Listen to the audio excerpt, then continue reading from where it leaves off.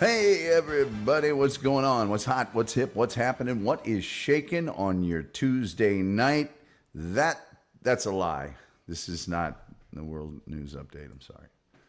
I've already lied to you. Today I'm going to tell you about the jock-strap, as you can see on the wall behind me. This is a designer jock-strap store from Germany. Because where else would they have a designer jock-strap store? Except auf Deutschland. Wo wohnst eine Jockstrap-Store? Klaus. Ich habe eine Jockstrap-Store auf deiner Straße von... Never mind. You guys don't care about all that. Listen, do us a favor right now if you could. Do some free stuff for us. Like, share, subscribe, retweet, notification bell, so that we may serve the almighty algorithm, all power and glory to you, the almighty algorithm. And then we also have super chats and memberships if you would like to avail yourself of those. We do have a monetary goal every evening. That goal is any amount of money. And then turn on those gifted memberships because you could get a freebie. Huh? I think we all know how delightful that can be. Jay says, you can call me Mr. Gully. Although I prefer In the Heat of the Night, Sidney Poitier. They call me Mr. Gully. How do you make out that money? You make more than I'm making a month. I'm a police officer. Sam, you want to come in here? Yes, sir, boss. Did you search this man, frisk him down before you brought him in? No, sir, brought him straight here. Have a look at that. Throws him the police badge. Sam looks at it. Warren notes. He's like, uh-oh. Rod Steiger goes, oh, yeah, yeah. Anyway, it's a great movie, great scene. You ought to see it. I mean, I can reenact these things for you if you don't have the bread. Gene says, hey, to the best show on YouTube. That is the nicest thing. Thank you, Gene1313. And hey, to the best Gene on the YouTube internets. This is my symbol for the YouTube internet. Lucas Malago says, Mormons are nice folk. Terrible golfers, but nice folk. Hey. Lucas, look up the term celestation and then tell me how much you're looking forward to being ruled in one of their universes, because I won't get into it now. It's not. Gene1313 says, is that cause it was underrated? Maybe. Julian Zezer says, which one of those is on your wish list? Oh, I just can't pick all of them. Maybe we'll get into that when I cover this topic, but it is something every man faces. Now, I never just had one jock. I was always working three of them. And early on we'll get into it later. An athletic supporter is one of the first examples that people of my gender will experience, and then we'll carry on under a heading I call the pain of being a man. All right. Gino is a clown person. Tom, where in Utah you live? Near Zion. I'm not near Zion. Gino, I would appreciate that name not being the way it is, but I'm not going to say change it. Zion, very far away. I put in, you may not have seen it in the opening. I lived extremely close to Capitol Reef National Park. I've been all through there. I've been up and down the trails. Capitol Reef National Park, before we go too far here. I know some of you are just beguiled when SJ Fanboy does AI of me. So here I am as the Scarlet Witch. Yes, there I am. That's Scarlet Witch Tom Gully. And here I am with John Melendez in Planes, Trains, and Automobiles. You know what? That is really stunningly lifelike. That's about how it would go, I think. Let's see here. Galumbo. There's Galumbo. Never blew a case. Oh, solved every single case. I still have that tie.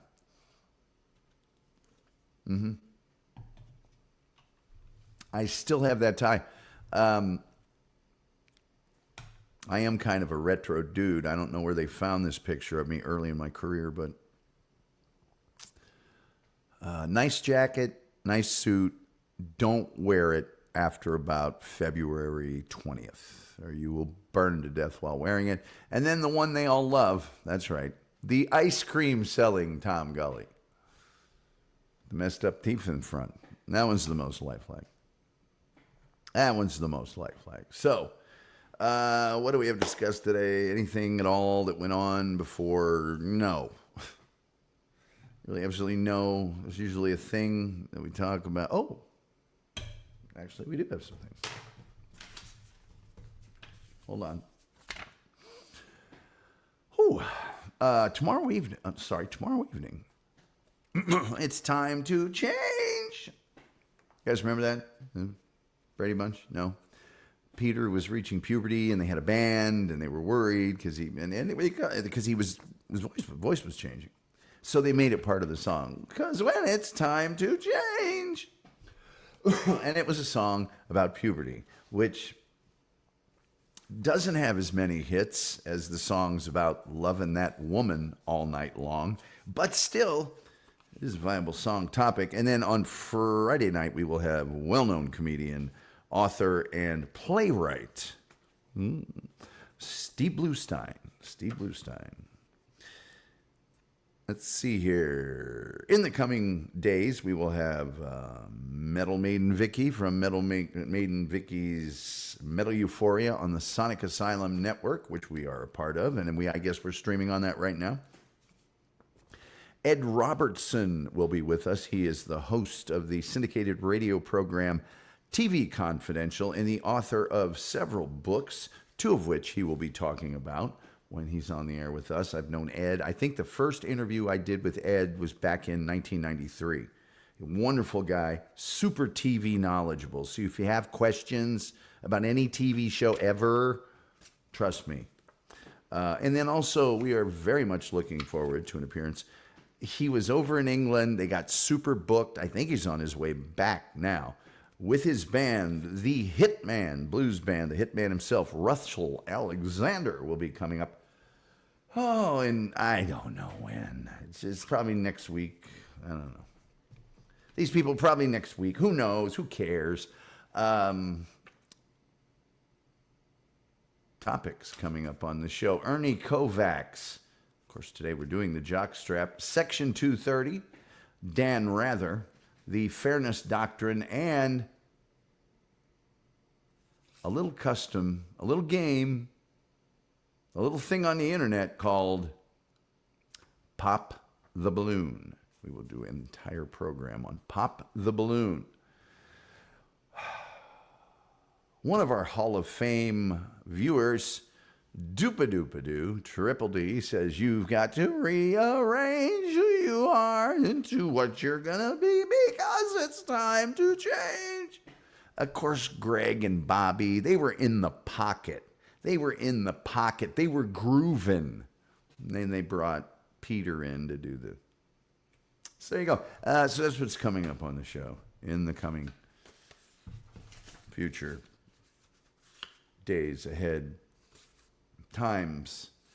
Got a rather confusing email from someone last night who is, and I just like sort of arbitrarily pissed off about my take on J-Lo's ass. I did not know it would be that violent of a...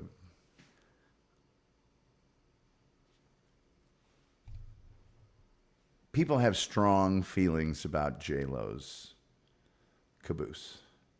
Booty, some would say. Onion, we might have said back in the day.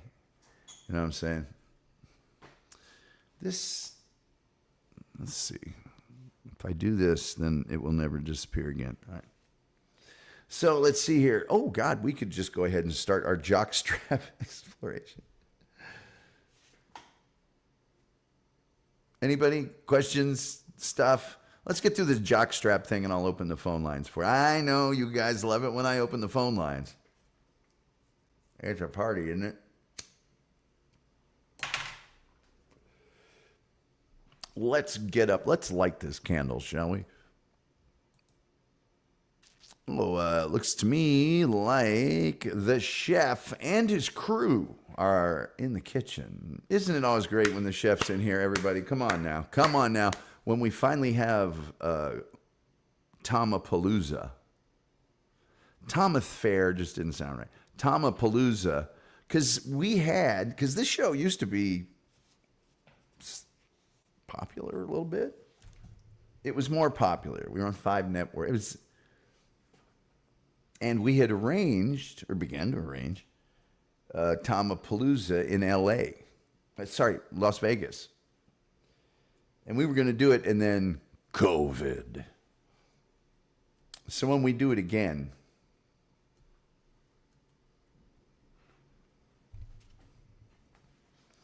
the chef and hey guys, have a good night. I hope you don't get in the weeds. I've watched Hell's Kitchen. I know the lingo. Anyway, let's do this. There we go. Hing-a-bing-a-ding-a-ding-a-ding-a-ding. All right. I do not know. Let me tell you about jockstraps. Hey, there's a person I have recently become acquainted with on the internet. Portia is oh man, she does everything. And she's here in Texas, and she's awesome, and she's over on the John Galt channel all day, 24/7. And into the night. Can you dig it? I knew that you could. All right, here we go. There are good people over there. There are good people over there. All right, let's see here. Oh, okay, here we go. Bam. How about that, huh? Huh? You like that? There you go. Boy. I'm doing the show on jockstraps. All right. Here we go. I don't know how many of you in the room have had a jockstrap, and I say that with all sort of non-misogynist, because there are jockstraps for women now, because they're going to have everything we have. But anyway, a jockstrap is sometimes called a jock, as sometimes it's called a jill. A jill is a female jockstrap. They call it a strap, a cup, a groin guard, a pelvic protector. That's also a female term. A supporter or athletic supporter, and they quit calling it athletic supporter because that means fans. So it's an undergarment that protects the scrotum. I'm trying to keep this clean. I know you want it to be dirty. Oh, I am well aware that you want it to be dirty, but I'm not going to let it be dirty. The dude waiver, let's call it the dude waiver. I think I came up with it. It's pretty good, I think. And then also it will protect the, what's the word we use for that? The vayaya. Used to be more dramatic when I didn't have these headphones. The jockstrap for men is usually a waistband, usually elastic, and it's got a pouch in the front. I like how they call it a pouch. Makes it seem like it's a little less, makes it seem like you're carrying,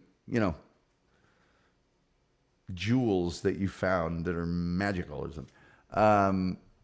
Yes, I'll reach into my pouch and get the jewel of invisibility.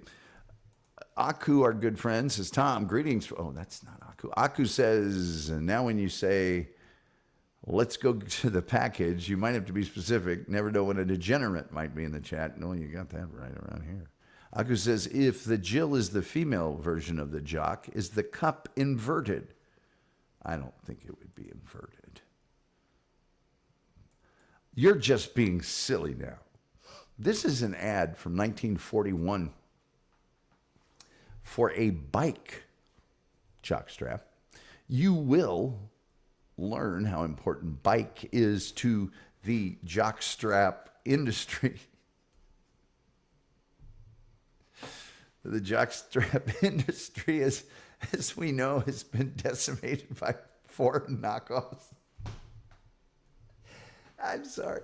Okay, so this particular ad says he looks to you, and he's your responsibility. So this must have been directed at coaches or parents or something. And then, of course,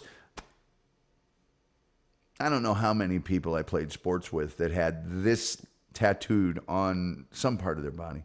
Supporter wilt is dangerous. The ad goes on to explain that an improperly fit jockstrap is dangerous, and that not wearing one at all, of course, is dangerous. And so there's a guide to fit and all this other stuff. Yeah.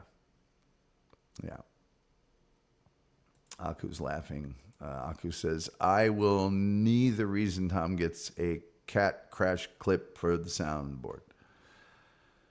Yeah. Those bikes. Yes. So there's that. And now here's what we're talking about, kids. That's what we're talking about right there. That's a jockstrap. There's no cup in it. I'll show you a cup in a minute. You're going to think it's a shuttlecraft on the USS Enterprise. Anyway, you got this pouch and this elastic band, and the pouch supports the genitalia, which for many years I thought was an Italian wine. It's very embarrassing. And two elastic straps that sort of go to the front, around your legs, to the back, and they make it look really weird. The pouch in some varieties may be fitted with a pocket to hold an abdominal guard, which is an impact-resistant cup, to protect the famous Roman warrior testicles. You may pronounce it testicles. And the dude waver from injury. The Jill strap, also known as a Jill, is the female equivalent, as I mentioned before, but is designed to protect the vajaya. Specifically, the rhymes with mulva. I'm not going to let it be dirty. I know. You want it to be dirty. I'm not going to let it be dirty. Let's see here. The word jockstrap has purportedly been in use since at least 1891, when they were made of burlap, leather, and brass. Anyway, a likely contraction of jockey strap, as the garment was first designed for bicycle riding messengers and deliverymen, or bike jockeys. The bike jockey strap was the first jockstrap manufactured in America in 1874. So the year before the National League was formed. Anyway, jockey meaning rider, primarily a racehorse rider, has been in use since 1670. Jockey itself is the diminutive form of the Scots nickname for jock, as is Jackie for the English nickname Jack.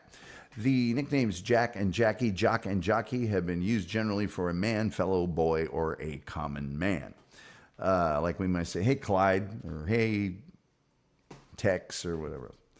From the period of 1650 to 1850, 200 years, jock was also used as a slang for the dude waver. The dude waver. I don't have to explain what, you know. The more recent slang term, jock, meaning an athlete, is traced to 1959, and it is derived from the garment, the jockstrap, not the other way around. Don't get it twisted. So when you're calling somebody a jock, ugh.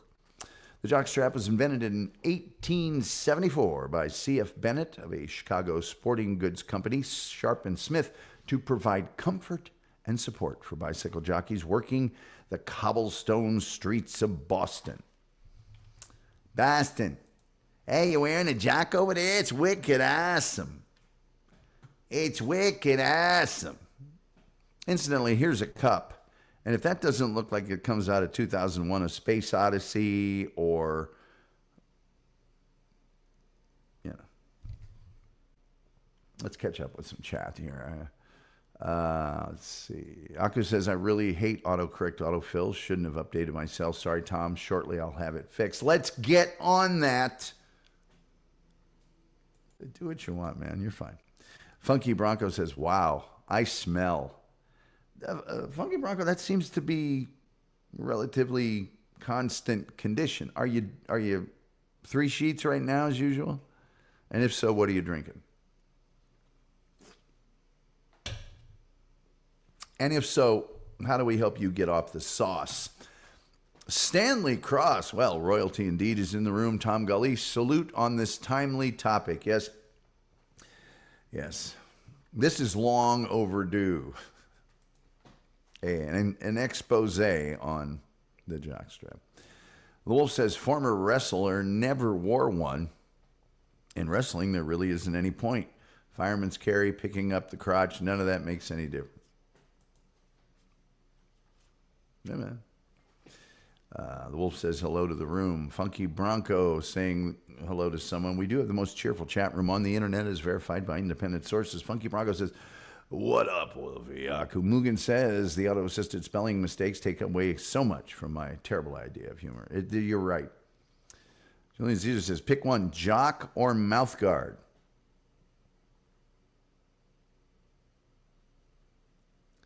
Hey, Julian, look at these teeth. Then it seemed like I already picked.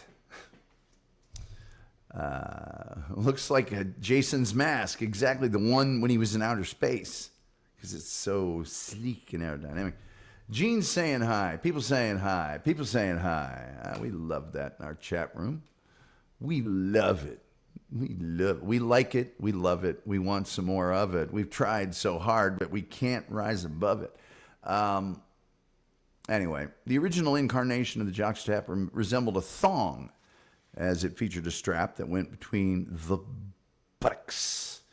In 1897, Bennett's newly formed bike web company patented and began mass producing the bike jockey strap. The bike web company, and I don't know why they called it a web company, but they did. It was 1897. Later became known as the Bike Company. Bike until 2003 was a standalone company. In that year, the company and its trademarks were purchased by Russell Athletic. Russell continued to produce jockstraps using the Bike brand and logos until 2017 when they retired the brand. And the outcry was, no, nobody cared. Russell had become a Fruit of the Loom subsidiary. And, you know. However, in April 15th, 2021, to cheer people up on tax day, the brand's website reopened for online sales, featuring a modernized version of their trademark number 10 jockstrap, as well as active apparel. The jockstrap was also influential in early 20th century medicine. Yeah, with the invention of the Heidelberg electric bell. This was a low-voltage electric-powered jockstrap. When I get up this morning, did I envision myself saying the words low-voltage electric jock? You do things. And this claimed to cure kidney disorders, insomnia, erectile dysfunction, and other ailments. Now, today, jockstraps are still worn in the U.S. by adolescent and adult men for sports, weightlifting, medical purposes, and for recovery or injury from surgery for conditions like hematocele,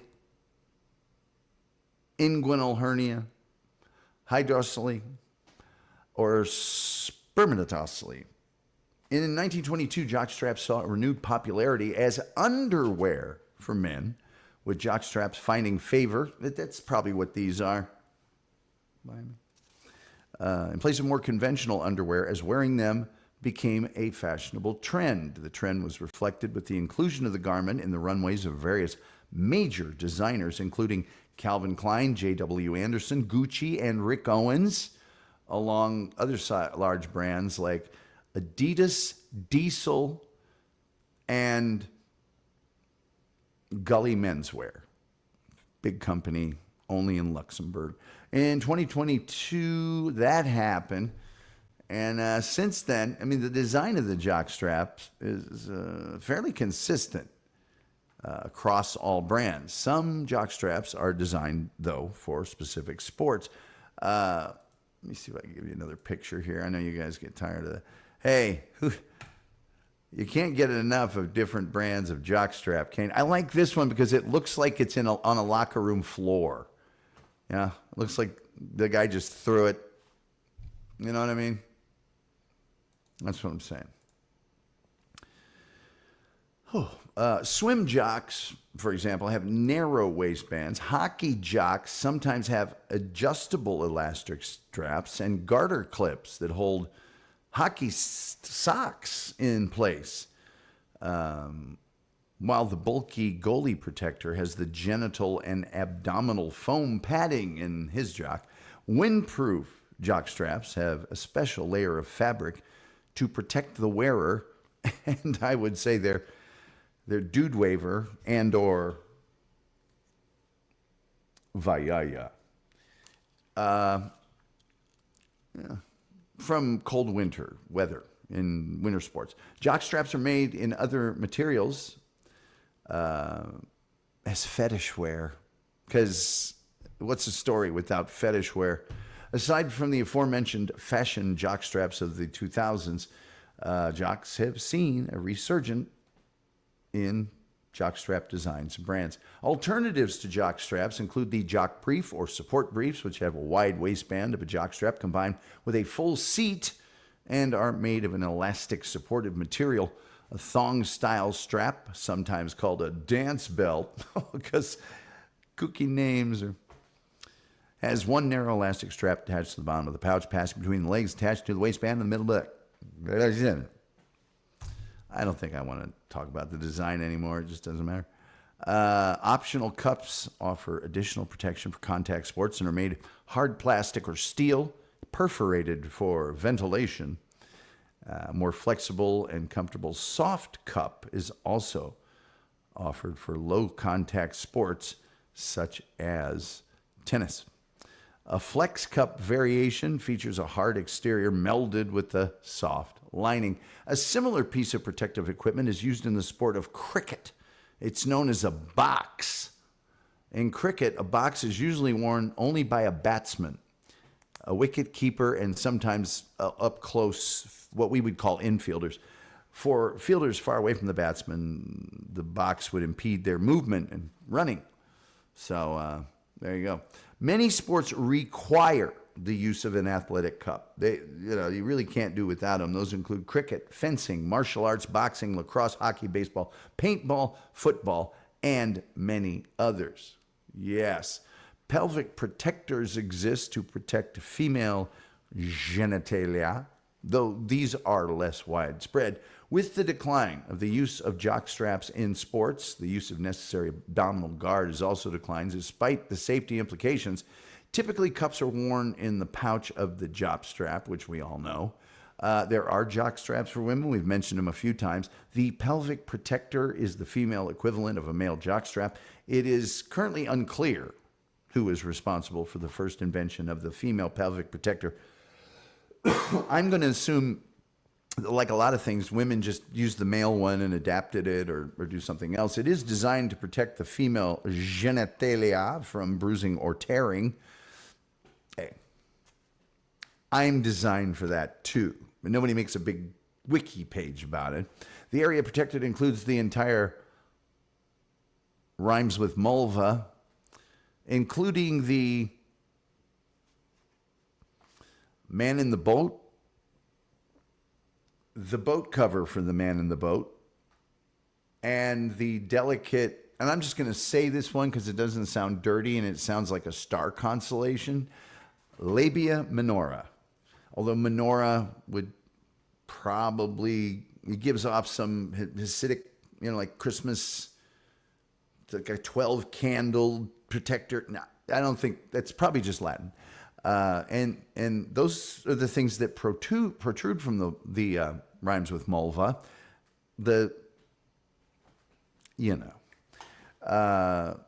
In some women, and are therefore especially vulnerable to bruising from impact.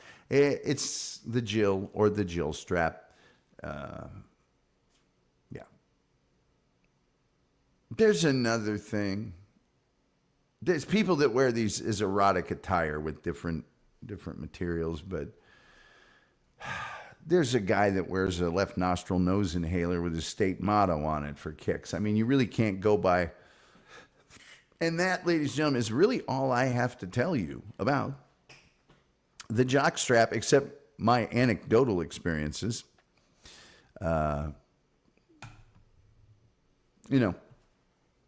many of you know, I played, sports here in Dallas. We provide the supporters to the players. They don't have to pay that. That's not out of pocket. So here's the thing. Jocks are not, they fit really tight, but the material they're made out of is very coarse. And when you get done after a particularly hard match, especially at the start of the season, you got all this sweat, and the jock may have rubbed you raw. So you're just like, like right in the, where you hit the croc chop thing, the guy in the bowling guys do. It's right there. It's right on it's right at the Y. Not the YMCA, but the Y. And that ain't cool. So as you use your jock, I know a lot of guys and I was mercenary about washing my jock after every practice. And then just letting it dry, it's ready the next day. I know a lot of guys that I saw come in, grab their jock out of their locker, then they've been to practice every day that week and didn't get it washed, and it's just like, oh. But to be fair to them, when compression pants came into vogue, a lot of guys wore their jock on top of the compression pants. Now, as the Wolf mentioned, there are many people, and the article mentioned it as well that I read from, there's a decline in the use of the jockstrap, which I think is nuts. But I think if you play soccer and you are a field player, you might be able to get away with that. I wouldn't. I just wouldn't. I've seen too many people, and I'm going to tell a story in a minute. But as a goalkeeper, and especially as a goalkeeper in indoor soccer, if you don't wear a jock, your family line isn't going to continue, because you are inevitably going to take one. And when you do, it ain't going to be a love tap. Although men, maybe there's some women in here, I think everybody knows that a guy getting hit in the ganolies is super painful for that guy. But there's a phenomenon, guys, back me up. I've gotten blasted right in the ganolies before, and just due to the way it happened, it didn't really hurt. It was like an overall disbursement of the shock. I have lifted up if you get a tap sometimes in that region, a tap, you're doubled over for 2 hours. It's just really, so you don't want anything. I had a friend. I think the Wolf met my friend because he came and stayed with me for like a week at Ball State my freshman year. So the Wolf you would have had to have met, I know he knows who this is, the Assassin, my high school teammate that got all the red cards. So the Assassin did not wear a jock, just tighty whities and his team shorts. And I kept telling him, hey man, that's stupid. You're a defender. You're standing in the wall. Guys are taking shots right into you. That's a bad idea. Oh, I can do it. I'm going to be fine. Don't you worry. I'm tough. Playing this match. Oh, by the way, his mother and I were giving him the riot act about it. One night I was over there for dinner, and we were just both hammering him. We're playing this team. A guy takes a shot and it nails him. And I mean, how do I express it? It hits him like, it doesn't hit him in the front. It hits him like front and a little bit low. So instead of bouncing back toward the shooter, it bounced straight down onto the ground, bounced back up and hit him again. He dropped like he'd been shot. Moaning, hands on his dude waver. And of course, I walk up out of the goal leisurely, because the ref blows the whistle. I'm just leisurely strolling up to him, and I said, I have no mercy for you. You're an idiot. As I'm walking back, his mother, who was from the East Coast, had a very high-pitched voice, screams out, "I told you this was going to happen to you, you asshole," in front of about 1,500 people. So not having a jock can hurt you in many ways, not just, his psyche was hurt too. It's very embarrassing. It's very embarrassing. Let me see. Oh my goodness, there is a butt-ass load of chat here. Oh my goodness, there we are. Is that? Looks like Jason Mass, Funky. Oh, here's Funky Bronco. Wolf, I'm very drunk. I'm going to go to the liquor store and get 3 more beers. Funky, don't do that. Do not do that. Just relax. You've had enough. Funky, you worry me. I think you need to lay off the sauce for a while. Not forever, maybe, but sometimes you got to take a week and say, do I really want to do this? Because you're having a bag every time you come in here, bro. I'm just thinking about you. You don't have to be like me and not drink, but when you got a guy that every time he comes in goes, I stink, I'm drunk, just come on, man. We care about you. You're a good guy. Julian Caesar says, interesting the way Tom's microphone keeps morphing into a job. Julian Caesar, you're a funny man. And it is funny. The Wolf says, I had a mouth guard and just lost one of those teeth that got broken during a match. Funky. Make your own beer, then you won't need to risk doing something very bad driving that way. Yeah, man. At least take Uber. Julian. Let's see. People saying hi. People saying hi. Oh, by the way, like, share, subscribe, retweet, notification bell. Those serve the almighty algorithm. The algorithm. They're completely free. We do have subscriptions and memberships. If you'd like to avail yourselves of those, we not stand in your way. And then also we have a monetary goal each evening, which is any amount of money. Haven't met our goal yet. And then get those gifted memberships, please. Turn them on, and maybe you'll get one. Let's see. People saying hi. Aku says, cider as a batch can finish in a week or two. Another side discussion in our chat room. We don't have a problem with that. By the way, phone lines are open at 972-994-6822. Funky, doctor thinks can still get you if you walk. Okay. Dr. Shinks. I'm going to go walk and get 3 more beers soon. Yeah, that's what you said. I need more. No, you don't. No, you don't. All out of mouthwash and vanilla extract, huh?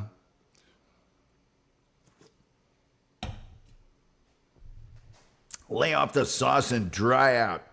I'm sorry, I like using 40s slang. Wolf says, Aku, I only make the best beer. Well, Wolf's beer is like 40 proof, 60 proof, and you can't taste the booze in it.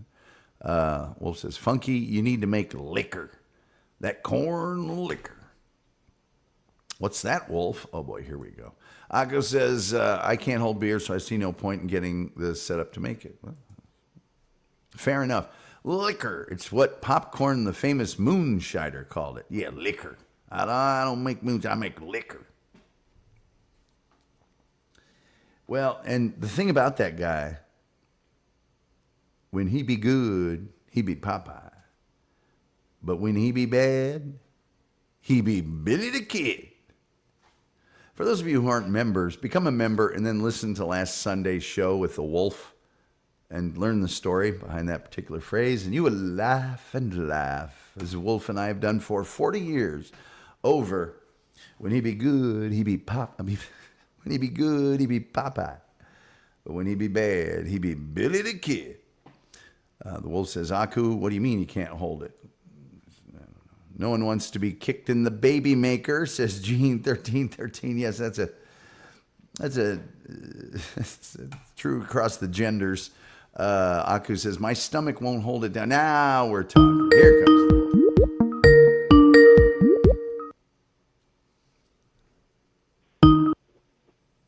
Hi, and welcome to the Tom Gully Show. You're on the air. Well, you asked for it. Now you're going to get it. Is this Wild Bill? No, this is Martin. Okay.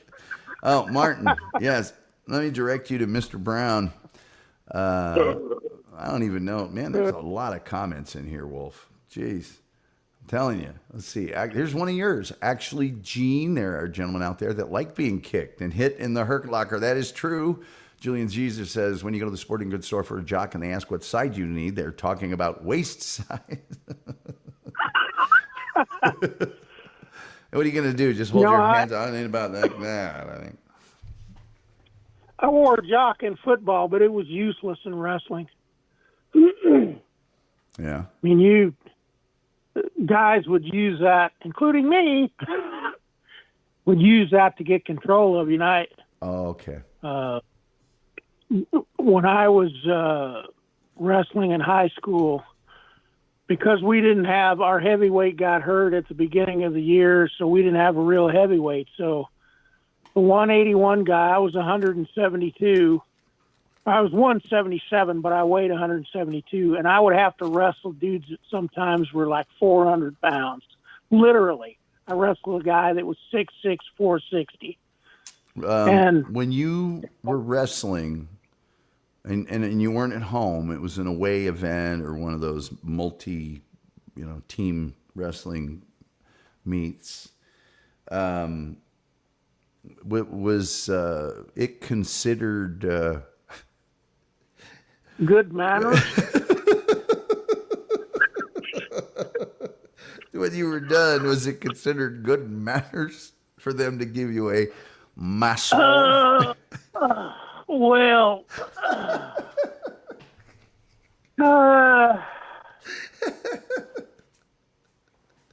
it was considered good manners for the away team athletics department to have a staff member give a Chinese massage.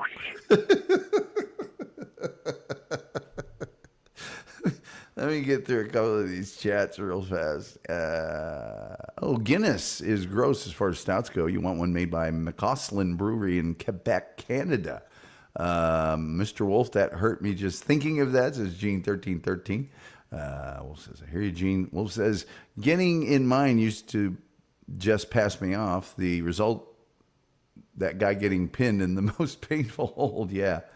Let's see. Aku says, Wolf, another typo.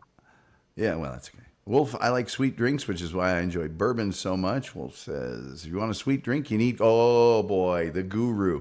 Oh, that's what, bourbon isn't sweet. Are you kidding? Yeah, it tastes like alcohol. Hi, Wolf, and everyone else, says Julian Zeezer, who's cracking me up these days. Doopadoopadoo says, I can't look at the mic without seeing a jock-strap.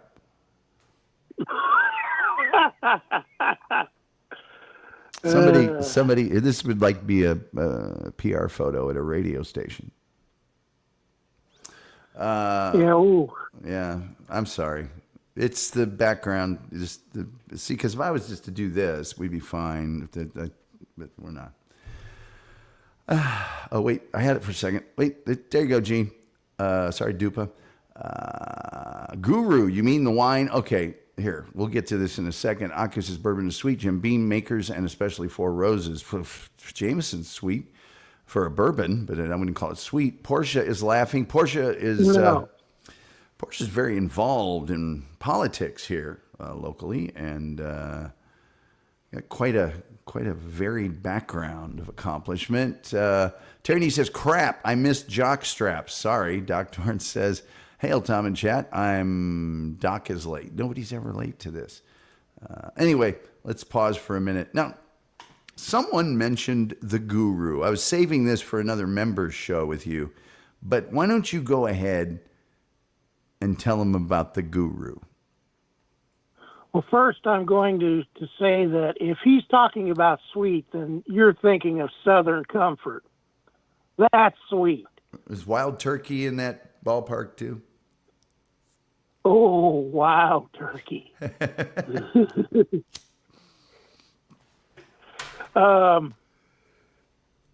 So Guru was extremely effective at getting people hammered out of their minds with very little alcohol, because you take advantage of the body's reactions to certain things: caffeine, sugar, and alcohol.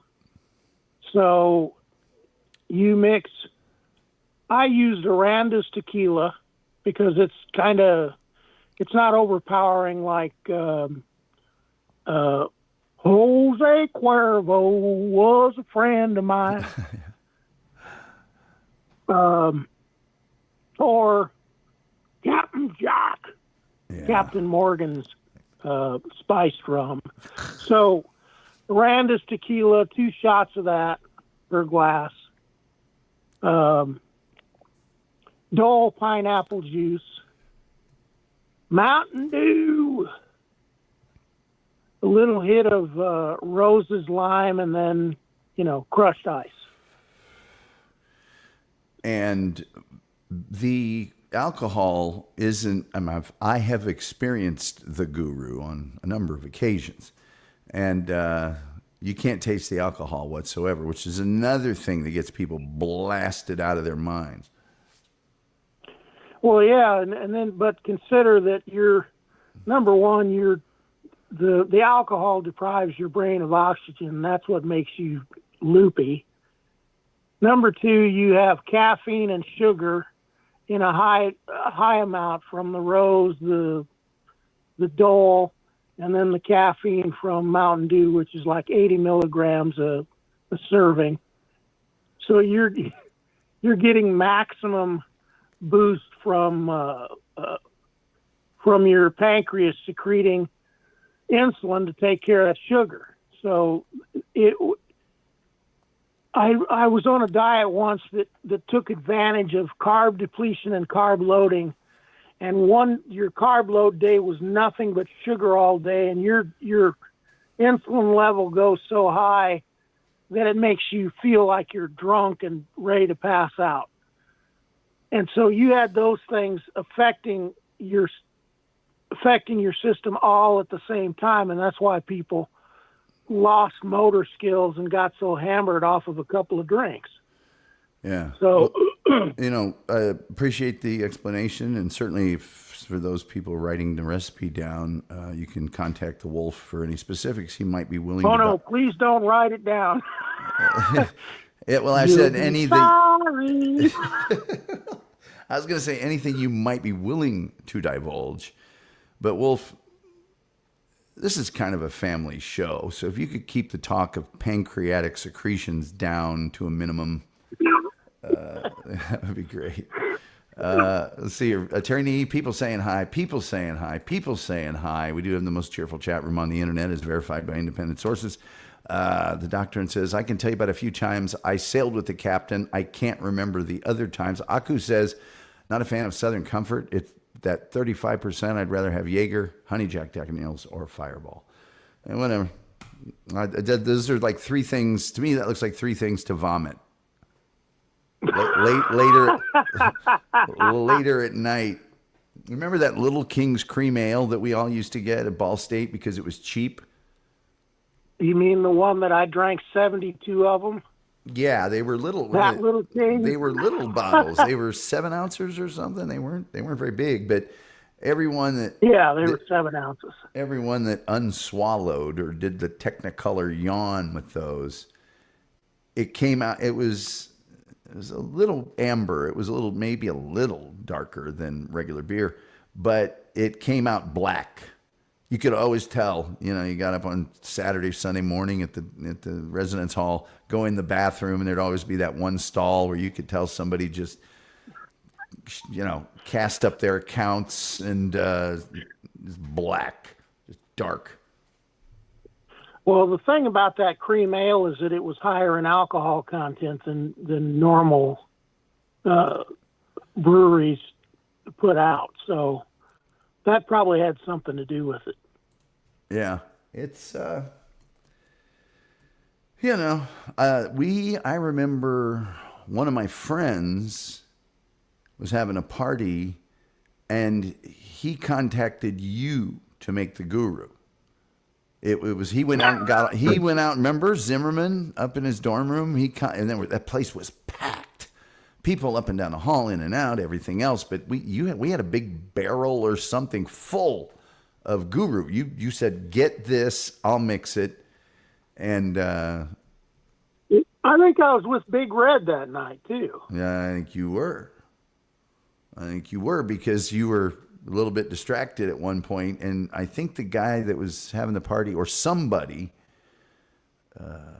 added something to it. They put some extra this or that in it, and you were not pleased. And I can just remember tried to ruin it. I can just remember you sitting there with this look like, yeah, you ruined it. What the hell? But anyway, the Guru was very, very, very famous. It was a good thing. Aku says, never been sick on Jaeger. Prefer to sip while blowing out the driveway in a snowstorm. Those independent sources being Terry Nee, Doopa Doopa Doo, A. Aku, SG Fanboy Wolf, and sometimes Doc Torn. Yes, Doc Torn. Those are my independent sources. So anyway, but Guru was a great drink. Everybody loved it. And then the thing that was kind of infuriating is people thought they could replicate the Guru, and they never could. And do you remember, I tell younger people about this, and they look at me like I'm insane, but the Hairy Buffalo, which always tasted horrible, but was, it was awful. Mainly just any alcohol you could find, you would pour into a big container, and then maybe some high C, maybe some kind of concentrate. Yeah, it was just terrible. But one glass of that, and you're getting on your way pretty good. That stuff was awful. I think I drank. I don't even think you were in school yet. There are these guys that lived. It was on that hall behind Hearst. It was that Edwards? other wing in that X. And Edwards? I can't remember the name of it. There was Edwards. That was front. Hearst and Edwards were front, and then I can't remember the name of either one. I can't remember the name of the girls' side. We had Hearst. Oh my God, I can't remember it now. Mish. We had Mish. And then the other side was, I can't remember the name of that guy's dorm, but there were these two guys that were always causing problems and doing really stupid things like hanging cats out of their window and stupid stuff like that. I hated those two guys. I didn't hate them, but I didn't like them. Yeah. And they had some party that two of my high school classmates, one had temporarily come up there and the other one was going there and then transferred the next year, which would have been your first year. Yeah. And we went to this party with these two idiots had started renting this house. And I think I drank a pitcher of Hairy Buffalo and then 2 quarts of Jack Daniels. And Yeah, people were trying to do that bro shake thing that I hate. Yeah. and I would say, yeah, how you doing, bro? And then I would grab their hand and crush it. Crush them down to their knees. And my friend said, my God, Kim, you're out of control.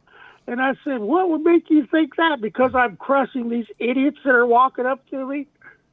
And then we left a little bit after that. But that house got totally trashed. And I thought, well, I guess that's what they get for not being in control of their party. Their scene. They didn't have good scene control. I always tell people, you No. got good scene control. But anyway. Yeah. The sunny slopes of yesterday. You bet. You betcha. What are you doing tonight? Well, I just finished a workout. Yeah. And then I had something I shouldn't have had. I ate some chicken strips, which make me bigger. So now my weight is 286 and a half. And I've been doing those long walks, and it didn't do it any good. Chicken always does that to me. I get heavier when I eat it. So generally when I was competing, I would eat eggs. I never hardly ate chicken at all. Well, Aku says, Wolf strikes me as someone who beat a man with another man, like a steel chair. Only if he was a bully. Yeah. Yeah. I bet you that guy that accidentally broke your nose is still hiding somewhere. Like, if occasionally at night he remembers that he did that. He goes and hides. What was his name? He was from up in the region, or maybe from South Bend, and his name was Polish. It was like Wazinski or something like that. I don't know. I got even with that guy. That's the dude you forgot about that, and I reminded you. The 60-foot crane coming to get his car off of the parking block. Oh, that's right. That yes. little wall. Yeah, yeah. I put it up on that wall, and the hall director. And of course, you know who came to me to find out what happened? Yeah. The hall director. And of course, you know what I said. Yes, of course I did it. It was me. And they didn't think that anybody could be that strong, so they thought it had to have been a group of people. I said, nope, I did it. and let me guess, he wouldn't believe you. No. And he asked me 3 times, and all 3 times I said, I did it. Nope, wasn't any guys, it was me. And he just, sighed like that and then walked off. What kind of car did he have? He just it was like a Volkswagen or something. Yeah. It wasn't anything huge. It wasn't like me picking up the Merc the way I used to have to get it out of the ice. I remember one time, I don't remember, because you remember we used to walk to those off-campus parties in the just awful cold and snow. We were coming back one time. I don't remember whether it was a bumper sticker or something. It might have been like a UK bumper sticker or something that would not go over well in Indiana. But I do remember you tipping a car over onto its side in the freshman lot. You just picked it up and went and put it on its side. No blood, no foul. It's just on its side. It's not a big deal. I had to do something like that crazy at. It was either Lambda or it was the Beta House. Oh, it was the Beta House because one of the Betas I knew from wrestling. He wrestled at at Brownsburg, and he beat my friend at semi-state. I was at 177 and he was at 181. The next year, he lost to a guy that beat me in the finals by a couple of points, and I laughed when I saw him at Ball State. I thought he was good. He would have been wrestling at Ball State, but the guy in his weight class Yeah. was going to the NCAA tournament, so he wasn't going to beat him. Yeah, that was that. If he couldn't beat Romas, he wasn't going to beat that dude. Yeah, it was Mark somebody. I can't remember his last name. But anyway, yeah. And he had invited me to the Beta House, and they had double parked, or they blocked me in.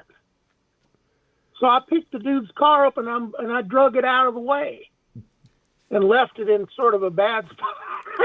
Yeah.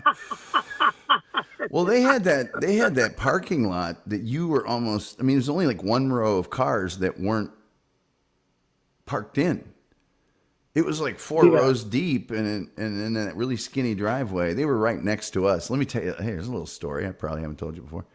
Me and Richard Luger's son, because the Sigma Chi house was right next door and we hated each other and that goes back to the formation of the two fraternities at Miami of Ohio in the 1800s. I hate the Sigma Chi's. Yeah. Well, we sat there and hit golf balls out of his window into the Beta parking lot for about an hour. And you'd hit one and you'd hear pow, pow, pow, pow, pow, pow, pow, pow, pow, because their cars were all parked so close together. And the whole time it was finally this guy that was like the fraternity president comes, "What are you guys doing in here? You're going to get in trouble." I just turned to him, and I probably had a few because that was in college when I drank a little. And I went, "Yeah, I'm with the son of a U.S. senator. I'm thinking we're going to be okay."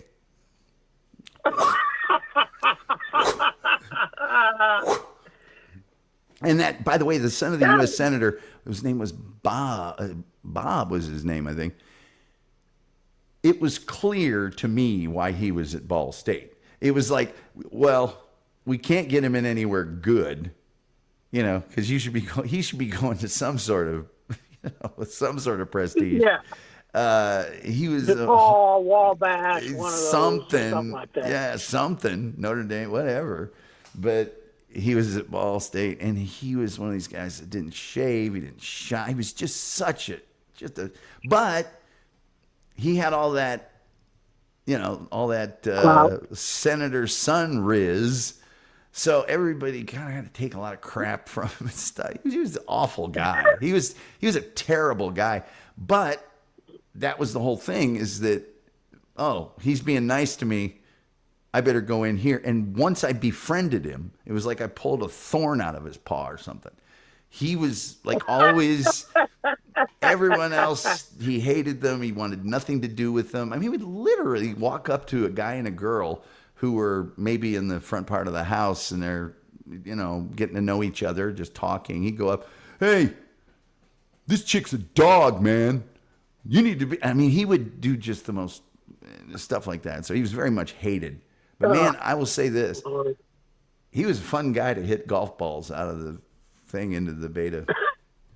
That was like, he was made for that. That was his thing. You remember Eli Whitney? Oh, yes. Well, his son went to Ball State too, and he's one of my bodybuilding friends. And all the crap he used to talk about with his dad. He gave him no money at all to go to school. Not a penny. Wow. He was like, he was in that category with J.C. Penney. My my great uncle was J.C. Penney's valet. And he said, I took care of Mr. Penny, and he said, you've taken such good care of me. Don't you worry. I'm going to take care of you in my will. Don't you worry. You'll be well taken care of. Guess how much money he left him in the will? $50. $1. Like the $1. Like the end of Trading Places. Oh, here's your number. Oh my gosh. Well, hey man. But yeah. Go ahead. Jim was a good guy. His dad, man, what a file bankruptcy, reopen, file bankruptcy, take everybody's money, reopen, file bankruptcy. over and over again. Yeah. Well, we're over time. I'm going to get out of here. You realize that's what, remember I told you that's what the chief told me. 30 years between communications, and well, I got to get going. After 5 minutes on the phone. After 30 years. Well, I tell you, sometime we got to call Mullen. I really want to. I've looked for that dude, and I can't find, I can find just about anybody. I can't find, I've found Jeff Mullins, but they're not him. They're not the right age. Well, it's hard because his dad had that company, and I've tracked the company down, but I can't find him doing anything. And I've seen a few things that could be him, but I don't know yet. So, well, he'd have to be 62 or 63. He was, or he might be 64. He was between you and I. Was he? I thought he was my grade. I guess he could have been. I thought he was the same age as me. Well, maybe he wasn't. It's hard to tell because he was so. No, you know what? He was in school. He was your age. Yeah. I think. No, he was there a year before I got there. Was he? Yeah. Yeah, you're right. You know that whole story about Lucas Malagos is $1. I bet he knew how to harvest some crops. The story about that, because he was such a rich kid, and he never went on dates or anything, and there was a girl he had this super hots for, and because I knew that. Oh yeah, that chick that you you swooped it on. Yep. He had kind of cheap shotted me because he was a Sigma Chi. He was one of the people that were, because varsity athlete, so he was one of the guys, really recruiting me. And, I blew him off. There were some other guys I actually liked that I was listening to, but he kind of cheap shotted me because he was part of my pledge class, even though he'd been there for a while. And I just, when we were walking out of the thing that he cheap shotted me at, I went, okay, that's how we're going to play. And then about a month later, hey, remember Cindy? I even remember the girl's name. Remember Cindy Hoochin? Yeah. I wouldn't be. Oh, you mean yeah? I wouldn't be around my dorm room tomorrow morning. When it turns 8:00 and you're allowed to have girls on the floor, because she will be leaving my dorm room. I don't want you to have to see that. He was so. Oh gosh. Anyway, that poor guy. He had nothing. Well, he did have the warmer. Nope. Well, yeah, I'm very, very jealous and upset over that. that I couldn't find or appropriate the warmer. Ladies and gentlemen, the warmer was this sort of jacket that he had that was fancy, but anyway, let's not get into it. Anyway, I got to get going. I want to get out of here. Stick a fork in this. Everybody's sick of hearing our Ball State stories anyway. Yeah, they have their charm when they did, but yeah, that's over now. That's over now. Anyway, Hey man, thanks for calling in. Appreciate it. All right. I'm sure we'll talk to you later. Have a fabby day, fabby night. You too. Later. Bye. Bye. Hey, he didn't say adios. Normally he says adios. That's the first time he may have said bye to me ever. It's usually adios. Anyway, hey, thank you guys for being here tonight. Tomorrow night we'll have, tomorrow I'm so looking forward tonight. And I would anticipate that we may go over, and that's tomorrow night is No Filter Paul. You may have seen or heard him on the